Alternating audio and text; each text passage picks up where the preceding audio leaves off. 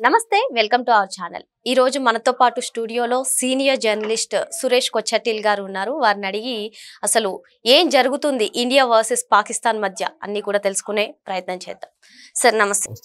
Sir, మనం గత కొన్ని రోజులుగా కూడా చూస్తున్నాము ఇండియాలో అంతా కూడా దిగ్భ్రాంతి ఛాయలు నెలకొన్నాయి. ఏదైతే జమ్మూ కాశ్మీర్ పహల్గామ్ అటాక్ అయిందో అది కూడా మరీ దారుణంగా ఆర్మీ వేషాల్లో వచ్చి ముస్లిమేతర వాళ్ళందరినీ కూడా ఏ విధంగా చుట్టుముట్టారో మనం అంతా చూసాం సార్. మరి మొత్తానికి ఇప్పుడు భారత్ తీసుకునేటువంటి చర్యలు ఏ విధంగా ఉన్నాయంటారు? మెయిన్గా ఈ సింధు ఇండస్ట్రీ వాటర్ ఏంటి అసలు, మీరేమంటారు సార్? మనం ఇప్పుడు 26 మంది కోల్పోయాం ఈ అటాక్లో. కానీ మర్చిపోతుంది ఏంటంటే బిల్ క్లింటన్ వచ్చిన టైంలో 36 సిఖ్స్ని చంపారు ఇదే టెర్రరిస్ట్. అప్పుడు కూడా అంతే, వాళ్ళ మతం చూసి చంపారన్నమాట. సర్దార్ వాళ్ళని 6ని 36 మందిని లైన్లో కూడా కాల్చి చంపారు వాళ్ళు. సో మనం అది మర్చిపోకూడదు. పబ్లిక్ ప్రాబ్లం ఏంటంటే వారం తర్వాత ఇది కూడా మర్చిపోతాం మనం ఏం జరిగిందనేది. నెల తర్వాత అసలు చెప్పాల్సి వస్తుంది ఎక్కడ జరిగిందని మన వాళ్ళకి. పబ్లిక్ మెమరీ అనేది ఇండియాలో చాలా షార్ట్. ఎవరికో జరిగింది నాకేం పోయింది అనేది యాటిట్యూడ్ ఉంటుంది. కానీ మనం బిహేవ్ చేయాలి ఎట్లా అంటే మెచ్యూర్గా బిహేవ్ చేయాలి. పాకిస్తాన్ బిహేవ్ చేసినట్టు చేయకూడదు. మా ఫ్రెండ్స్ చాలామంది ఫోన్ చేసి మోదీ గారు ఏంటి బాంబు వేయట్లేదు, మోదీ గారు ఏంటి ఫైరింగ్ చేయట్లేదు, మోదీ గారు ఏంటి ఆర్మీని పంపించట్లేదు అంటే చెప్పాను, చిన్నపిల్లలాగా మాట్లాడకూడదు. మనం మెచ్యూర్గా ఉండాలి. ఒక 2 దేశాల మధ్య, అది కూడా స్పెషల్లీ న్యూక్లియర్ ఆర్మ్డ్ నేషన్స్ మన నడిమిట్లో గొడవ ఉన్నప్పుడు ఫస్ట్ మనం ఎకనామిక్ శాంక్షన్స్ పెట్టాలి. వాళ్ళని అన్నిటికంటే ఎక్కువ పెంచేసి, ఎందుకంటే పాకిస్తాన్లో ఆట లేదు, ఏం లేదు, నీళ్ళే కొట్టుకుంటున్నారు వాళ్ళు. ఇట్లాంటి పరిస్థితుల్లో ఇంకా కొంచెం టైట్ చేస్తే వాళ్ళు అక్కడ గవర్నమెంట్ ఆటోమేటిక్లీ పడిపోతుంది. ఆల్రెడీ వాళ్ళ దాంట్లో ఎలక్ట్ అయిన గవర్నమెంట్లో ఇమ్రాన్ ఖాన్ ఎలక్షన్ గెలిచిన ఆయన జైల్లో ఉన్నాడు, ఓడిపోయిన ఆయన గవర్నమెంట్ నడిపిస్తున్నాడు. అక్కడ అది ఒక డైకాటమీ అన్నమాట. సో మెచ్యూర్గా మోదీ గారు బిహేవ్ చేస్తున్నారు, కూల్ హెడెడ్గా థింక్ చేయాలి. అమిత్ షా గారు హ్యాండిల్ చేస్తున్నారు. ఆ రోజు మోదీ గారు ఇక్కడ లేరు, సౌదీ అరేబియాలో ఉన్నప్పుడు జరిగింది ఇది. చాలామంది అన్నారు జేడీ వాన్స్ వచ్చిన దానికోసం జరిగింది ఇదంతా అని చెప్పారు. కాదు, సౌదీ అరేబియాలో మోదీ గారు అన్న చేశారు ఆ రోజు. ఎందుకంటే భారతదేశం సౌదీ అరేబియా చాలా క్లోజ్గా అయిపోతుంది. అది కూడా కాదు, మనకు మిడిల్ ఈస్ట్ కారిడోర్ కంప్లీట్గా ఆల్మోస్ట్ సైన్అప్ చేయబోతున్నాను. ఆ పరిస్థితికి వచ్చినప్పుడు ఇది జరిగిందన్నమాట. జరగకూడదని మీకు గుర్తుంటుంది, అబ్రహాం అకార్డ్స్ అని చెప్పి Israel Saudi Arabia agreement sign చేయడానికి రెడీగా ఉన్న రోజు అక్టోబర్ 7 గాజా నుంచి దాడి జరిగింది ఇజ్రాయెల్ మీద. ఆ అకార్డ్ దాంతో పోయింది కంప్లీట్గా. ఇది కూడా అంతే. కానీ సౌదీ అరేబియా చాలా మెచ్యూర్ కంట్రీ, వాళ్ళకి తెలుసు ఏం జరిగిందనేది. మోదీ గారు 2 రోజులు ఉండాల్సింది 1 రోజు ఉండి వచ్చేసారు రిటర్న్. వచ్చిన తర్వాత క్యాబినెట్ కమిటీ ఆన్ సెక్యూరిటీ, దాంట్లో ఆ రోజు నిర్మలా సీతారామన్ ఒకరే లేరు, ఎందుకంటే she was in the US. ఆమె తిరిగి వచ్చేసింది దాని తర్వాత ఇమీడియట్గా. మిగతా రాజ్నాథ్ సింగ్, అమిత్ షా వీళ్ళందరూ మీట్ అయ్యారు. హెచ్ జయశంకర్, ఈ సీనియర్ మోస్ట్ క్యాబినెట్ మినిస్టర్స్ ఉంటారన్నమాట క్యాబినెట్ కమిటీ ఆన్ సెక్యూరిటీ. వాళ్ళు కొన్ని నిర్ణయాలు తీసుకున్నారు, అన్ని ఎకనామిక్ నిర్ణయాలు. ఫస్ట్ ఆఫ్ ఆల్ ఏం చేశారంటే, ఫస్ట్ మేము ఇండస్ వాటర్ ట్రీటీని పాస్లో పెడుతున్నాను. అసలు మన ప్రేక్షకులు చాలామందికి బహుశా దీని గురించి చర్య తెలియదేమో, ఎందుకంటే మనం న్యూస్ ఛానల్లో వింటున్నాం ఇండస్ వాటర్ ఏదో ట్యాప్ బంద్ చేసేస్తే నీళ్ళు ఆగిపోతున్నట్లు మాట్లాడుతున్నారు. అట్లా జరగదు. ఇది ఈ ఇండస్ అనే రివర్ టిబెట్ నుంచి వస్తుంది. టిబెట్ నుంచి వస్తూ లదాఖ్ నుంచి వస్తుంది. నేను ఒక 8 నెలల ముందు లదాఖ్ వెళ్ళినప్పుడు చూశాను. చాలా బ్యూటిఫుల్ రివర్. సంస్కార్ ఒకటి వస్తుంది, ఇండస్ వస్తుంది, దాని తర్వాత సంగం దగ్గర కలిసి అక్కడి నుంచి మళ్ళీ కాశ్మీర్ వైపు వెళ్తుంది. అది ముందు 2 ఒకటే ఉండే కదా, లదాఖ్ అండ్ కాశ్మీర్ రోజు ఇప్పుడు సపరేట్ అయిపోయారు. యూనియన్ టెరిటరీ అది union territory with state assembly. అది అక్కడి నుంచి అది ఫ్లో అయ్యి కాశ్మీర్ వైపు వెళ్ళి కాశ్మీర్ నుంచి పాకిస్తాన్కి వెళ్తుంది. మన దగ్గర 3 రివర్స్ ఉన్నాయి, సట్లజ్, బియాస్ అండ్ రవి. అది మనం కంట్రోల్ చేసుకోవచ్చు పంజాబ్ నుంచి. కానీ ఇండస్తో సహా ఉన్న 3 నదులు మనం కంట్రోల్ చేయలేము అగ్రిమెంట్ ప్రకారం. ఈ అగ్రిమెంట్ ఒక నెగోసియేషన్ మొదలైంది 51లో. మనకి 50లో మనకి వి బికేమ్ ఎ నేషన్. మనకు చాలామంది అనుకుంటారు ఇండియాకి ఇండిపెండెన్స్ వచ్చింది 47 అని. కాదు, మనకు 47లో we're still a dominion state, అంటే అండర్ ద క్వీన్. మనకు 50లోనే మనకి రిపబ్లిక్ వచ్చింది, రిపబ్లిక్ అయిపోయి మనం ఆ 51లో నెగోసియేషన్ స్టార్ట్ చేస్తారు. ఎందుకంటే బ్రిటిష్ వారు వెళ్తూ కొన్ని లైన్స్ డ్రా చేసి వెళ్ళిపోయారు. అట్లనే ఇట్లా ఒక లైన్ డ్రా చేసి ఇది పాకిస్తాన్, ఇది ఇండియా అని చెప్పేశారు. అటువైపు డురాన్ లైన్ అని చెప్పి ఆఫ్ఘనిస్తాన్, పాకిస్తాన్ చేసేసారు. ఇప్పుడేమో తాలిబాన్ వాళ్ళు అంటున్నారు ఆ లైనే మాకు ప్రసక్తే లేదు, మేము అసలు పట్టించుకోము, ఆ లైన్ ఎవడు డ్రా చేసిండు, మాకు మొత్తం పాకిస్తాన్ మాదే అని చెప్తున్నారు వాళ్ళు. అక్కడ ఆ గొడవ నడుస్తుంది తాలిబాన్తో పాకిస్తాన్కి. తెహరీకే తాలిబాన్ అని చెప్పి ఇంకో టెర్రర్ గ్రూప్ ఉంది అక్కడ. ఇటువైపు మన వైపు ఈ అగ్రిమెంట్లో 2 అగ్రిమెంట్లు ఉండే. ఒకటి మనం మాట్లాడుతున్న Indus treaty, river water treaty, ఇంకోటేమో షిమ్లా అగ్రిమెంట్. 2 టైం జోన్లో జరిగింది. ఒకటి 51లో మొదలై 60లో సైన్ చేశారు agreement. Jawaharlal Nehru and Ayub Khan, general Ayub Khan Pakistan army chief, అంటే వాళ్ళు అక్కడ ఆర్మీ నడిపిస్తారు గవర్నమెంట్. ఈ అగ్రిమెంట్లో చాలా తప్పులు జరిగినాయి. మన భారతదేశం చాలా డిసడ్వాంటేజ్. ఒకటి, ఇండస్ నుంచి వస్తున్న రివర్స్, ఇండస్ వైపు నుంచి వస్తున్న రివర్స్ అంతా మనం డ్యామ్ కట్టలేం దాని మీద అని అగ్రిమెంట్లో ఉంది. ఇంత పెద్ద నది పెట్టుకొని మనం ఒక సింగిల్ యూనిట్ ఎలక్ట్రిసిటీ కూడా ప్రొడ్యూస్ చేయలేకపోతున్నాం, నీళ్ళు ఆపలేకపోతున్నాం. మన ప్రజలకి ఆ నీళ్ళు పాకిస్తాన్కి వెళ్ళిపోతుంది. ఈ ప్రాబ్లం అనమాట. సో ఇది ఫస్ట్ మిస్టేక్, నెహ్రూ చేసిన మిస్టేక్. అది వరల్డ్ బ్యాంక్తోని తీసుకొచ్చి అగ్రిమెంట్ చేయించారు. వరల్డ్ బ్యాంక్ ఎందుకు వచ్చిందో నాకు అర్థం కాదు, ఎందుకంటే వరల్డ్ బ్యాంక్కి నీళ్ళకి సంబంధమే లేదు. కానీ ఆ టైం నెహ్రూకి యునైటెడ్ నేషన్స్ వెళ్ళడం అంటే చాలా ఫేవరెట్. ఆయనకి చాలా థ్రిల్ అనమాట యుఎన్కి వెళ్ళడం అనేది. యుఎన్కి వెళ్తే యుఎన్ అన్నారు, వరల్డ్ బ్యాంక్ ఉన్నారు, వాళ్ళు నెగోషియేట్ చేస్తా అన్నారు. కానీ ఆ నెగోషియేట్ చేసినంత భారతదేశం వ్యతిరేకంగా వస్తుంది మనకి. మీకు ఎగ్జాంపుల్ ఇస్తాను నేను, స్పెసిఫిక్గా మీకు చెప్పాలంటే ఈ రివర్ కెపాసిటీ ఎంత ఉంటుంది. మన దగ్గర క్యూసెక్స్లో మాట్లాడతారు. ఇప్పుడు మన అల్మాటీ నుంచి వచ్చే నీళ్లు, ఇటువైపు బాబ్లీ నుంచి వచ్చే నీళ్లు, గోదావరి మీద నుంచి, అక్కడ కృష్ణా నుంచి వచ్చే నీళ్లు, ఇది ఫ్లో అవుతుంది, గ్రావిటీతో ఫ్లో అవుతుంది, అంటే పైనుంచి కిందకి వెళ్తుంది నీళ్ళు. సో అల్మాటీ నుంచి నీళ్ళు వచ్చినప్పుడు తుంగభద్ర నుంచి శ్రీశైలం నుంచి నాగార్జున సాగర్ నుంచి విజయవాడ, ప్రకాశం బ్యారేజ్, అట్లనే సముద్రాలకు వెళ్ళిపోతుంది. నడిమిట్లో మనం అక్కడెక్కడ ట్యాప్ చేసుకుంటాం నీళ్ళని. ఇప్పుడు ఈ వాటర్ ట్రీటీలో మనం మెయిన్గా చూడాల్సింది ఏంటంటే మిలియన్ ఏకర్ ఫీట్ అంటారు నీళ్ళ కెపాసిటీ. Million acre feet. మీకు ఎగ్జాంపుల్ ఇస్తాను. 1 మిలియన్ ఏకర్ ఫీట్ ఎంత అవుతుందంటే ఢిల్లీని 3 ఫీట్ల నీళ్ళతో నింపొచ్చు. 1 మిలియన్ ఏకర్ ఫీట్తో complete Delhi city, national capital region 3 ఫీట్ల నీళ్ళతో నింపొచ్చు. ఇండస్ రివర్ నుంచి వచ్చి మన సింధు అంటాం, ఇండస్ అంటాం, 350 MAF. అప్పుడు మీరు ఆలోచించండి, భారతదేశంలో మీకు ఎంత నీళ్ళు కావాలంటే అంత నీళ్ళు మీకు వస్తుంది. కానీ ఈ నీళ్ళన్నీ పాకిస్తాన్కి వెళ్తుండే ఇప్పుడు దాకా. దానికోసం మోదీ గారు టైట్ చేసేసారు. దానికి ఎక్స్క్యూజ్ ఏమి ఇచ్చారంటే, మనం ఈ మోదీ గవర్నమెంట్ రాగానే వీళ్ళు నెగోసియేషన్స్ రీస్టార్ట్ చేశారు. ఎందుకంటే అప్పుడు ఉన్న జనాభా ఇప్పుడున్న జనాభా చాలా మారిపోయింది. ఇప్పుడు కూడా లదాఖ్లో మీకు టోటల్ లదాఖ్ పాపులేషన్ 160,000 అంతే. మన ఒక అసెంబ్లీ కాన్స్టిట్యున్సీ సైజు కూడా లేదు హైదరాబాద్, కానీ దాని సైజ్ చాలా పెద్దది. ఆల్మోస్ట్ మన ఒక పంజాబ్ సైజులో వస్తుంది. అంత పెద్ద ఒక స్టేట్ని యూనియన్ టెరిటరీలో 160,000 మంది ఉన్నారు. ఒకవైపు కార్గిల్, ఒకవైపు లే. పాపులేషన్ చాలా తక్కువ. నేను వెళ్ళినప్పుడు కూడా చూసాను, కిలోమీటర్ మనం పోతుంటే 5-10 కిలోమీటర్ల తర్వాత ఒక బండి కనిపిస్తుంది. అది కూడా యూజువలీ ఆర్మీ వాళ్ళ బండి ఉంటుంది. మనుషులు అస్సలు కనిపించరు. ఓన్లీ లే లదాఖ్లో ఉంటారు, జన్స్కార్లో ఉంటారు, కార్గిల్ వైపు ఉంటారు. ఈ నీళ్ళు వాడుకోవచ్చు కదా, అక్కడ కూడా వాడుకోలేకపోతున్నాం మనం. సో మోదీ గవర్నమెంట్ రాగానే ఒక కండిషన్ పెట్టారు, లెట్ us స్టార్ట్ రీనెగోషియేటింగ్ అని. కానీ పాకిస్తాన్ స్పందించలేదు. 2వ లెటర్ పంపించారు, వాళ్ళు రెస్పాండ్ చేయలేదు. 3వ లెటర్ పంపించారు, రెస్పాండ్ చేయలేదు. ఇప్పుడు ఈ ప్రాబ్లం ఏమైపోతుందంటే, ఈ నీళ్లు మనం అగ్రిమెంట్తో చేసుకున్నాం. We cannot stop over night. Stop కూడా చేయలేము. మనం ఇప్పుడు గోదావరి చూడండి, గోదావరి మీద ఒకసారి ఆంధ్రాకి క్రాస్ అయిన తర్వాత మన భద్రాచలం దగ్గర నుంచి మీకు ఎక్కడైనా ఒక డ్యామ్ కనిపిస్తుందా గోదావరి మీద? కట్లేం డ్యామ్, అంత పెద్ద రివర్ అది. సో వెరస్ కృష్ణా మీద చాలా డ్యామ్స్ ఉన్నాయి. ఓకే, మీకు అల్మాటీ నుంచి మొదలై మీకు తుంగభద్ర, శ్రీశైలం తర్వాత నాగార్జున సాగర్, దాని తర్వాత ప్రకాశం బ్యారేజ్. కానీ గోదావరి మీద లేదు. సో ఇది కూడా అంతే. Indus is a huge river.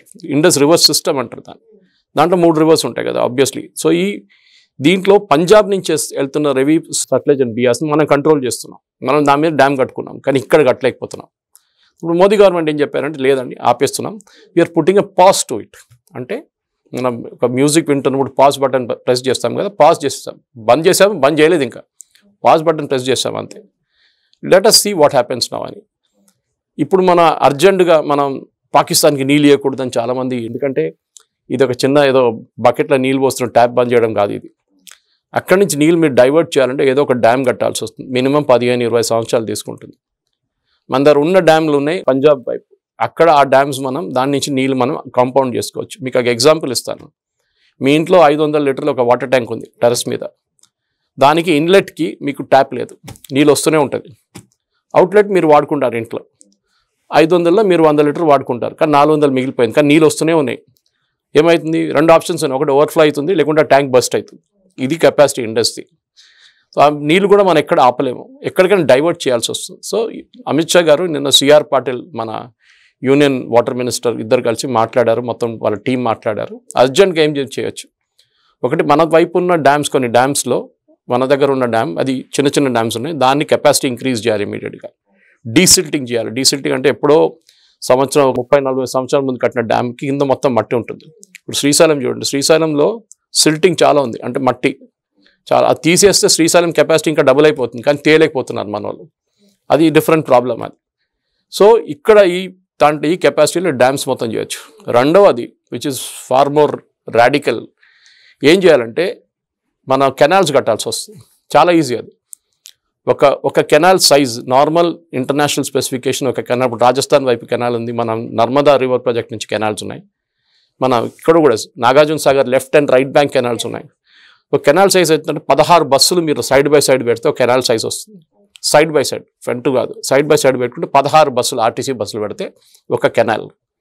మీరు ఇమీడియట్గా ఒక 100 బుల్డోజర్లు తీసుకెళ్ళి ఆ ఇండస్ రివర్ని ఒక పాయింట్ నుంచి నీళ్ళు డైవర్ట్ చేయడం మొదలు పెట్టచ్చు. పాకిస్తాన్కి మీరు 10% నీళ్ళు తగ్గిస్తే కూడా చాలు, వాళ్ళు అంతే సంగతి వాళ్ళది. ఎందుకంటే వాళ్ళ దగ్గర వెళ్ళంగానే వాళ్ళ దగ్గర కూడా డ్యామ్లు ఉన్నాయి, ఆ డ్యామ్లో నీళ్ళు ఉండవు. మంగళ అని చెప్పి వాళ్ళ దగ్గర ఒక డ్యామ్ ఉంది, ఆ డ్యామ్కి వెళ్ళి అక్కడ ఎలక్ట్రిసిటీ కూడా ప్రొడ్యూస్ చేస్తారు మంగళ డ్యామ్లో. ఆ డ్యామ్ నుంచి 16% ఎలక్ట్రిసిటీ పాకిస్తాన్కి ప్రొడ్యూస్ అవుతుంది, ఎస్పెషల్లీ సింధ్ అండ్ పంజాబ్ ఏరియాలో.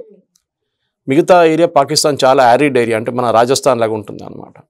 కానీ ఈ 2 ఏరియాస్లో ఎస్పెషల్లీ సింధ్ అండ్ పంజాబ్ చాలా ఫర్టైల్ ఏరియా. మనం గోదావరి పక్కన మనం ఆంధ్ర వైపు వెళ్తున్నప్పుడు చూస్తుంటాం చూడండి, పొలాలు చూస్తాం, అది అట్లా ఉంటుంది, చాలా ఫర్టైల్ ఏరియా. గోధుమలు ఎక్కువ అక్కడ ప్రొడ్యూస్ చేస్తారు, రైస్ కూడా ఉంది వాళ్ళకి.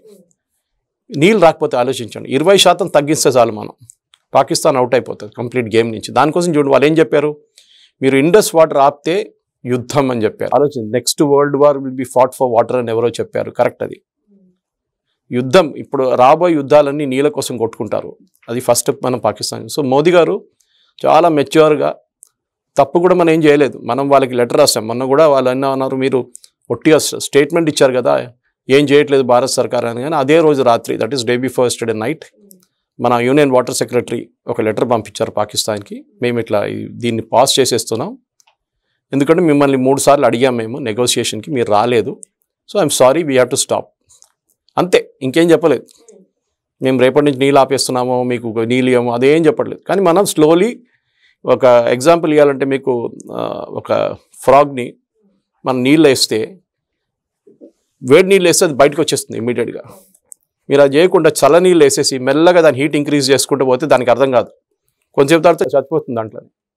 That is the strategy we're using with Pakistan. మెల్లగా హీట్ ఇంక్రీజ్ చేసుకుంటూ వెళ్తే ఒక స్టేట్కి వచ్చినట్టు పాకిస్తాన్ వచ్చి మన దగ్గర అడుక్కొని తింటారు. వాళ్ళు ఆల్రెడీ ఆ స్టేట్కి వచ్చేసారు, మన కాలు మీద వచ్చి పడతారు వాళ్ళు, ప్లీజ్ ఏమైనా చేయండి అని చెప్పేసి. This is what is Indus water treaty చేయొచ్చు మనం, ఇమీడియట్గా చేయొచ్చు. దానికి ఇంకా చాలా ప్లాన్స్ ఉన్నాయి, ఎందుకంటే ఇది హ్యూజ్ రివర్ బేస్డ్ సిస్టమ్. మనం అక్కడి నుంచి నీళ్ళు మీరు కెనాల్ వైజ్ డైవర్ట్ చేస్తే, ఒక 5 కెనాల్ తయారు చేసుకుంటే మీకు యూపీ వైపు నీళ్ళు తీసుకెళ్ళచ్చు. ఢిల్లీది మొత్తం వాటర్ క్రైసిస్ సార్ట్అవుట్ చేసుకోవచ్చు, ఎందుకంటే 325 నుంచి 450 మిలియన్ ఏకర్ ఫీట్ నీళ్ళు ఉన్నాయి. నేను ఒకటే ఎగ్జాంపుల్ మీకు ఇచ్చాను ఢిల్లీ గురించి. మీరు గుజరాత్ వైపు తీసుకురావచ్చు, మీరు అటువైపు you can take it to Maharashtra. ఎక్కడ ఎవరికి నీళ్ళు షార్టేజ్ ఉండదు. రేపు మహారాష్ట్ర నుంచి గోదావరి కనెక్ట్ చేసుకోవచ్చు మనం, రివర్ లింకింగ్. భారతదేశానికి మొత్తం నీళ్ళ ప్రాబ్లం సార్ట్అవుట్ అవుతుంది, పాకిస్తాన్కి చుక్క నీళ్ళు రావు. అదే ఇప్పుడు చెప్తున్నారు మోదీ గారు, ఏమైనా అమిత్ షా గారు చెప్పారు, not a single drop of water. అది ఇంగ్లీష్లో ఒక యూసేజ్, కానీ మొత్తం మనం ఆపలేము. ఇప్పుడు వర్షాకాలం ఉన్నప్పుడు నీళ్ళు పడుతున్నాయి, వర్షం పడుతున్నప్పుడు డిఫరెన్స్ ఏంటంటే మన దగ్గర వర్షాకాలంలో డ్యాములు నిండిపోతాయి, మన దగ్గర శ్రీశైలం కన్నాగా, వాళ్ళ దగ్గర అట్లా కాదు, సమ్మర్లో నిండిపోతుంది నీళ్ళు. ఎందుకంటే హిమాలయ వైపు నుంచి స్నో మెల్ట్ అవుతున్నప్పుడు అదే నీళ్ళు గ్లేసియర్లో వచ్చి ఈ రివర్ సిస్టమ్కి వస్తుంది అనమాట. సమ్మర్లో మన దగ్గర నీళ్ళు ఉంటుంది, యూజువలీ సమ్మర్లో నీళ్ళు ఉండదు మనకి ఇండియాలో, డబుల్ అడ్వాంటేజ్. వర్షాకాలంలో ఎట్లా నీళ్ళు ఉంటుంది మనకి. సో ఇది one of the major talking point. దీన్ని చాలా డీటెయిల్ నేను మాట్లాడుకుంటూ వెళ్తే ఇక ఒక గంట సేపు పడుతుంది దానికి. But I think more or less మన ప్రేక్షకులకు అర్థం కావాల్సింది, ఇండస్ వాటర్ ట్రీట్లో 6 రివర్స్ ఉన్నాయి, 6 నదులు ఉన్నాయి. దాంట్లో అన్నిటికంటే పెద్ద ఇండస్. దానికి కలిసి పాకిస్తాన్కి వెళ్ళి కలిసిన తర్వాత మొత్తం ఈ 6 నదులు ఒకటే నది అయిపోతుంది సింధు దగ్గర. అక్కడ దానికో సింధు అని చెప్తూ ఉంటాం మనం, సింధు నది అని. సో మన భారతదేశం పేరు కూడా అక్కడి నుంచి వచ్చింది, ఇండియా అని పేరు వచ్చింది. సింధు నది, Sindhu is called Indus, Indus నుంచి ఇట్ బికేమ్ ఇండియా. ఇది then of course the second thing is మీ షిమ్లా అగ్రిమెంట్ అనమాట. ఈ షిమ్లా అగ్రిమెంట్ ఇంకా కాంప్లికేటెడ్. అది మన చేసిన అన్నిటికంటే పెద్ద పొలిటికల్ బ్లండర్. 1971లో మన వార్ గెలిచిన తర్వాత, పాకిస్తాన్ బంగ్లాదేశ్ నుంచి మనం తెరిమి కొట్టిన తర్వాత, మన దగ్గర 90,000 మంది POWs ఉన్నారు, ప్రిజనర్ ఆఫ్ వార్. అంటే పాకిస్తాన్ ఆర్మీ బంగ్లాదేశ్లో ఉన్నప్పుడు ఈస్ట్ పాకిస్తాన్లో సరెండర్ చేశారు వాళ్ళు. అది ఎవరు బ్రిగేడియర్ లెవెల్ నుంచి జవాన్ లెవెల్ దాకా 90,000 మంది మన దగ్గర జైల్లో ఉన్నారు. మనం జైలు అంటే టెంపరీ జైలు తయారు చేసుకున్నాం మనం బంగ్లాదేశ్లో. ఇందిరాగాంధీ గారు చేసిన అన్నిటికంటే పెద్ద తప్పు ఏంటంటే మొత్తం 90,000 మందిని ఇచ్చేశారు, పాకిస్తాన్కి ఇచ్చేశారు. మనం ఈజీగా నెగోషియేట్ చేసుకోవచ్చు ఆ టైంలో. మన దగ్గర నుంచి ఇప్పుడు దాకా 65, 62, 65, 71 వార్లో 350 మంది కనిపించకుండా పోయారు మన సోల్జర్స్. ఒక్కరిని కూడా పాకిస్తాన్ రిటర్న్ ఇవ్వలేదు. చాలామంది పాకిస్తాన్ జైల్లోనే చనిపోయారు అంటున్నారు. కొంతమంది లెటర్లు వచ్చినాయి వాళ్ళ ఫ్యామిలీస్కి. ఈజీగా 90,000 మందిని ఒక పక్కన పెట్టుకొని నెగోషియేట్ చేసి మీరు ఎంతమంది మాకు ఇస్తారు చెప్పండి అని చెప్తే పాకిస్తాన్ మొత్తం అందరు మనకి ఇచ్చేస్తుండే. చేయలేదు ఇందిరాగాంధీ గారు.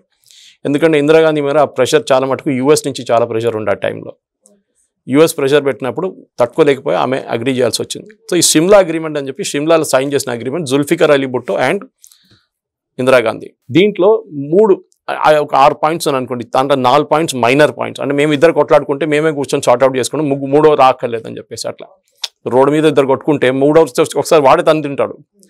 దాని బదులు మేము ఇద్దరం మాట్లాడుకొని మేము సార్ట్అవుట్ చేసుకుంటాం, అదొక అగ్రిమెంట్ అనమాట. కానీ అన్నిటికంటే పెద్ద అగ్రిమెంట్ ఈ 65, 62, 65, 71 వార్లో మనకి 16,000 కిలోమీటర్లు మనం పాకిస్తాన్ నుంచి గుంజుకున్నాం. లాహోర్ దాకా వెళ్ళాం మనం సోల్జర్స్. కానీ విత్డ్రా చేయమన్నారు వాళ్ళ దగ్గర లాహోర్ నుంచి. లేకుండా మనం ఇవాళ లాహోర్ మన దగ్గర ఉంటుండే ఇండియా దగ్గర. కానీ ఏదో ఇందిరాగాంధీ గారు ఎందుకు చేశారో అర్థం కావట్లేదు. She gave away 16,000 square kilometres పాకిస్తాన్కి రిటర్న్ ఇచ్చేశారు. ఆ 16,000 స్క్వేర్ కిలోమీటర్స్కి మనం ఆల్మోస్ట్ 5,000 నుంచి 6,000 మంది సోల్జర్స్ని కోల్పోయాం మనం. వాళ్ళు షహీద్ అయిపోయారు అక్కడ. కానీ ఆర్మీ వాళ్ళని ఇన్వాల్వ్ చేయకుండా, ఆర్మ్ ఫోర్సెస్ని ఇన్వాల్వ్ చేయకుండా Indira Gandhi on her own took a decision ఇట్లా చేయాలని చెప్పేసి. అప్పుడు ఆర్మీ వాళ్ళు చాలా వార్నింగ్ ఇచ్చారు, మేడం చేయకండి, మీరు చేస్తున్న అన్నిటికంటే పెద్ద తప్పు. మీరు ఇస్తున్న ఏరియాలు కార్గిల్ వైపు ద్రాస్, కార్గిల్, టోలోలింగ్ ఆ రేంజ్లో ఉంది. తర్వాత మన కార్గిల్ వార్లు ఈ పేర్లన్నీ బయటకు వచ్చింది మనకి. అటు పక్కన మొత్తం మన దగ్గర ఉండే 16,000 స్క్వేర్ కిలోమీటర్స్ అంటే మీకు ఒక చిన్న Punjab size, Haryana size state మన దగ్గర ఉండే పాకిస్తాన్. కానీ మనం ఇచ్చేసాం, వాళ్ళు గిఫ్ట్ లాగా ఇచ్చేసాం. చేసిన పద్ధతి తప్పు. సో సిమ్లా అగ్రిమెంట్లో రెండో మెయిన్ పాయింట్ ఏంటంటే లైన్ ఆఫ్ కంట్రోల్ అంటాం. మనం ఇప్పుడు మాట్లాడుతుంటాం చూడు, మన లైన్ ఆఫ్ కంట్రోల్ క్రాస్ చేశారు, ఫైరింగ్ జరిగిందని. భారత్కి పాకిస్తాన్కి ఒక బార్డర్ లేదు టెక్నికలీ స్పీకింగ్. డ్రా చేశారు బ్రిటిష్ వాళ్ళు. కానీ ఈ ఎల్ఓసి ఎక్కడొచ్చిందంటే కశ్మీర్లో 1958లో హాఫ్ ద కశ్మీర్ తీసుకెళ్ళిపోయారు పాకిస్తాన్. నెహ్రూ చూసుకుంటూ కూర్చున్నారు. జేఎన్కే మ్యాప్ చూడడానికి చాలా బాగుంటుంది. ఇటువైపు 38,000 స్క్వేర్ కిలోమీటర్స్ చైనాకి ఇచ్చేశారు నెహ్రూ. ఇటువైపు ఏమో ఆల్మోస్ట్ అదే సైజులో పాకిస్తాన్కి ఇచ్చేశారు. వాళ్ళు ఆజాద్ కాశ్మీర్ అంటారు, మనం పాకిస్తాన్ ఆక్యుపైడ్ కాశ్మీర్ అంటాం దాన్ని. ఇటువైపు ఏమో అక్సాయ్ చిన్ అంటారు చైనా వాళ్ళు. 38,000 స్క్వేర్ కిలోమీటర్, అగైన్ ఒక హర్యానా సైజ్ ఉంటుంది స్టేట్. అది చైనాకి ఇచ్చేసాం. అక్కడ ఏం లేదు కదా అని చెప్పారు నెహ్రూ గారు. ఎందుకు మనం వెళ్ళి కొట్లాడుకోవాలి, అక్కడే మనకు ఘర్షణలు జరుగుతుంటాయి, గిల్వాన్ అంత ఆ ఏరియాలో ఉంటుంది అన్న. సో ఈ చేసిన తప్పులు రెండు మేజర్ తప్పు. ఒకటి, పిఓడబ్ల్యూస్ని మన దగ్గర ఉండి నెగోషియేట్ చేయలేదు. రెండవది 16,000 స్క్వేర్ కిలోమీటర్స్ అక్కడ, 600 స్క్వేర్ కిలోమీటర్స్ కశ్మీర్లో మనం పాకిస్తాన్కి ఇచ్చేసాం. ఎందుకు ఇచ్చామంటే ఎవరికి అర్థం కావట్లేదు. ఎందుకు ఇందిరాగాంధీ ఎంత వీక్గా అయిపోయారు అంటే అర్థం కావట్లేదు. మూడవది, ఆ టైంలో ఈ గొడవ జరిగినప్పుడు మనం ఒక డిసైడ్ చేసుకున్నట్టు సీజ్ ఫైర్ లైన్, మేము ఇటువైపు ఉన్నాం, మీరు అటువైపు ఉన్నారు, ఇది మన బార్డర్. ఇప్పుడు కశ్మీర్ వైపు స్పెషల్లీ ఎల్ఓసి. ఆ ఎల్ఓసిలో అగ్రిమెంట్ సిమ్లా అగ్రిమెంట్లో ఉంది. ఇప్పుడు గవర్నమెంట్ ఆఫ్ ఇండియా ఏమంటున్నారు, వండర్ఫుల్, మీరేమన్నారు కదా ఇప్పుడు సిమ్లా అగ్రిమెంట్ వద్దంటున్నారు కదా పాకిస్తాన్. ఇప్పుడు ఎల్ఓసి లేదండి, బార్డర్ లేదు, మేము ఎక్కడైనా వెళ్ళిపోతాం పాకిస్తాన్కి. నిన్న కూడా స్టేట్మెంట్ వచ్చింది, దర్ ఇస్ నో బార్డర్, మేము అటువైపు తుపాకీలు తీసుకుని మేము వెళ్ళిపోతాం, లాహోర్ పాకిస్తాన్, ఇస్లామాబాద్ దగ్గర వెళ్ళిపోతాం మేము, because you are not recognize. దానికోసం ఇవాళ దాకా పాకిస్తాన్ స్టేట్మెంట్ ఇచ్చారు కానీ లెటర్ ఇవ్వలేదు మనకి, సిమ్లా అగ్రిమెంట్ డ్రాప్ చేస్తున్నామని చెప్పి. Whereas we have given a letter saying Indus valley treaty బంద్ చేస్తున్నాం అని చెప్పేసి. సో యూ షుడ్ డెఫినెట్లీ మీరు చేయాల్సింది ఏంటంటే మనం సిమ్లా అగ్రిమెంట్ని కొంచెం వాళ్ళు రెడీ అనగానే మనం కూడా రెడీ అని చెప్పాలి డ్రాప్ చేయడానికి. Because it one of the major blunders. మనం 3-4 అగ్రిమెంట్ సైన్ చేస్తాం. ఒకటి, లాల్ బహదూర్ శాస్త్రి గారు తాష్కెంట్కి వెళ్ళి సైన్ చేస్తారు ఒక అగ్రిమెంట్, అక్కడ కూడా మనకు చాలా నష్టం జరిగింది. అది యుఎస్ఎస్ఆర్ ప్రెషర్ పెట్టారు. అప్పుడు యుఎస్ఎస్ఆర్ ఉండే అది, దాంట్లో కూడా మనకు చాలా మటుకు ప్లేసెస్ పోయినాయి. కానీ పోనీయండి, అది ఇప్పుడు ఆ మూమెంట్లో చేయలేకపోయాము. సో ఇట్లాంటి హిస్టారికల్ అగ్రిమెంట్స్ చాలా ఉన్నాయి, మన ప్రేక్షకులకు అర్థం కాదు, ఇప్పుడున్న జనరేషన్కి అసలు అర్థం కాదు. సార్ మీరు అన్నట్టుగా ఇప్పుడు ఈ సిమ్లా అగ్రిమెంట్లో సెకండ్ పాయింట్ ఏదైతే ఉందో బార్డర్ లేకపోవడం, ఒకవేళ ఈ అగ్రిమెంట్ కనుక తీసేస్తే కనుక ఆ బార్డర్ లేకపోవడంతో మన ఇండియాకి ఏమి ప్రాబ్లం? మన అక్కడికి వెళ్ళిపోతామండి, మన దగ్గర ఉన్న ఆర్మీ వాళ్ళ దగ్గర లేరు కదా. ఇప్పుడు ముందట్లాగా కాదు ఆర్మీ ఫైటింగ్. ఇప్పుడు మనం యుక్రెయిన్ రష్యా వార్లో చూస్తున్నాం, మిసైల్స్ వాడతారు, డ్రోన్స్ వాడతారు, ఎయిర్క్రాఫ్ట్ వాడతారు, మెన్ ఆన్ ద గ్రౌండ్ చాలా తక్కువ, ట్యాంకులు వాడడం చాలా తక్కువ. మనం వెళ్ళిపోతాం పాకిస్తాన్, మన దగ్గర అగ్ని ఉన్నాయి, అది ఉన్నాయి, నాగ్ ఉన్నాయి, అన్ని మిసైల్స్ ఉన్నాయి, కొట్టుకుంటూ వెళ్ళిపోతాం. పని చేస్తుండే అది కూడా చూద్దాం ఒకసారి, చాలా పడున్నాయి గోడౌన్లలో, అది యూజ్ చేసుకుందాం మనం, అటువైపు వెళ్ళిపోతాం. పాకిస్తాన్ భయం ఉండాలి, ఎందుకంటే మన ఆర్మీ వాళ్ళ ఆర్మీ కన్నా 5 to 6 times ఆల్మోస్ట్ 10 times ఉన్నాం మనం. మన దగ్గర ఉన్న మిసైల్ సిస్టమ్స్ వాళ్ళ దగ్గర లేవు. వాళ్ళు న్యూక్లియర్ పవర్ అంటారు, కానీ న్యూక్లియర్ పవర్ అన్నిటికంటే ఇంపార్టెంట్ అంటే న్యూక్లియర్ వెపన్ డెలివర్ చేయడం ఉంటుంది. ఒకటి మీరు ఎయిర్క్రాఫ్ట్తో డెలివర్ చేయొచ్చు, వాళ్ళ దగ్గర అట్లాంటి ఎయిర్క్రాఫ్ట్ లేవు. మన దగ్గర రఫాల్ ఉంది చూడండి, రఫాల్ ఇస్ ద న్యూక్లియర్ డెలివర్ చేసే ఎయిర్క్రాఫ్ట్ అనమాట. ఎందుకంటే ఆ బాంబ్కి అంత వెయిట్ ఉంటుంది, 5 బాంబులు పెడితేనే మన ఒక 10,000 కిలోలు వెయిట్ ఉంటుంది దానికి. ఆ బాంబ్స్ డెలివర్ చేయడం చాలా ఇంపార్టెంట్. దానికి గైడెన్స్ సిస్టమ్ ఒకటి ఉంటుంది. అంటే ఎయిర్క్రాఫ్ట్ దీన్ని రిలీజ్ చేసిన తర్వాత ఒకటి దాని ఓన్ నావిగేషన్ సిస్టమ్ ఉంటుంది, అది చూసుకుంటూ వెళ్ళిపోతుంది ఎక్కడ టార్గెట్ పెట్టిన తర్వాత, లాటిట్యూడ్ ఈ లాంజిట్యూడ్ అని, అక్కడ వెళ్ళి కొట్టు, కరాచీ అంటే కరాచీని వెళ్ళి కొడుతుంది. అది వాళ్ళు డిసేబుల్ చేస్తే కూడా శాటిలైట్ నుంచి దాన్ని మనం ట్రాక్ చేసుకోవాలి. మన దగ్గర 6-8 మిలిటరీ శాటిలైట్స్ ఉన్నాయి, మనం దాని గురించి మాట్లాడడం అసలు ఎప్పుడు మాట్లాడరు, మనం సీక్రెట్ అది. పాకిస్తాన్ దగ్గర డెలివరీ సిస్టమ్ లేదు, వాళ్ళ దగ్గర శాటిలైట్స్ లేవు, మిలిటరీ శాటిలైట్స్. వాళ్ళు మ్యాక్స్ ఏం చేస్తారు, ఒక బాంబు తీసుకొచ్చి పంజాబ్ వైపు పడేస్తారు.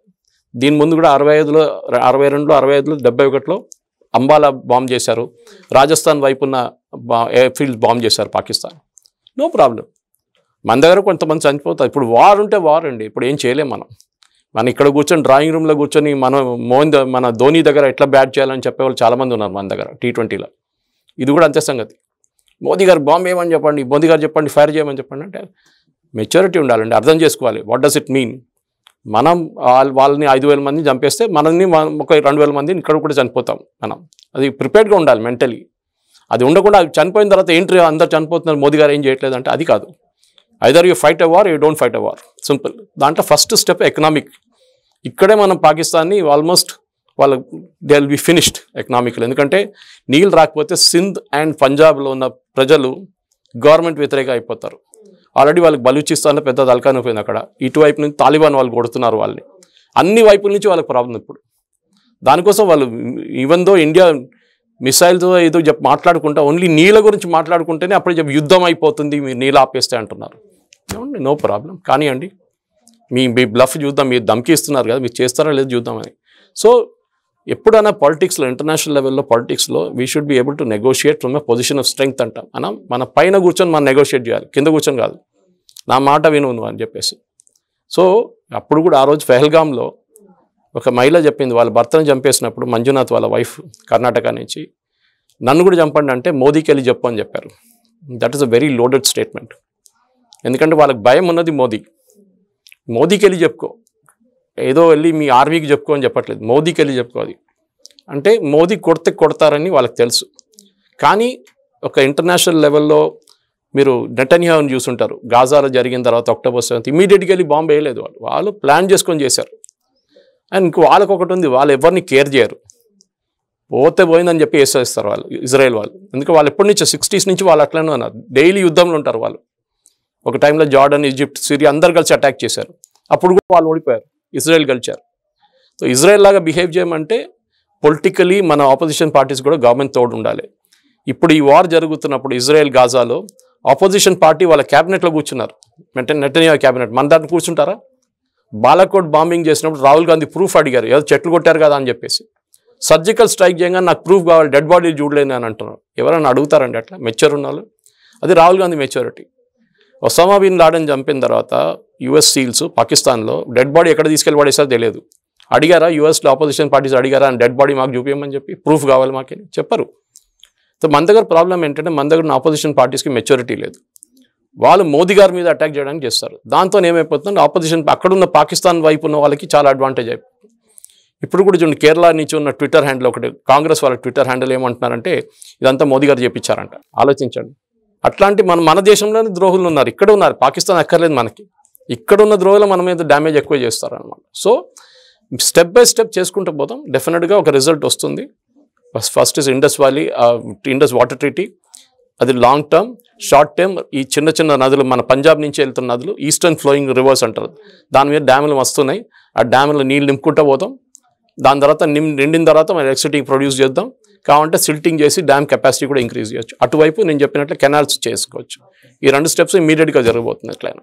అది ఖచ్చితంగా భారత్ పాక్ ని దెబ్బతీస్తుందని చెప్పి సార్ చెప్తున్నారు. Thank you sir. Thank you very much.